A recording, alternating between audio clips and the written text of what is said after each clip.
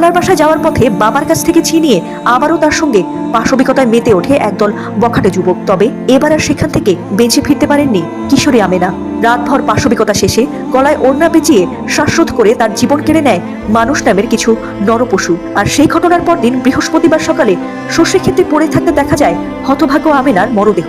এই ন্যাক্কারজনক ঘটনাটি ঘটেছে নরসিংদীর মাধবদী উপজেলার দড়িকান্দি এলাকায়। আর এই নির্মম ঘটনায় কেবল এলাকাই নয়, বরং তোলপাড় হয়েছে গোটা দেশ। শরিয়া বলছে যদি কোনো লোক কোনো মহিলাকে ধর্ষণ করে সেই লোককে মৃত্যুদণ্ড দেওয়া হবে। লোকে হয়তো বলবে মৃত্যুদণ্ড এই একবিংশ শতাব্দীতে?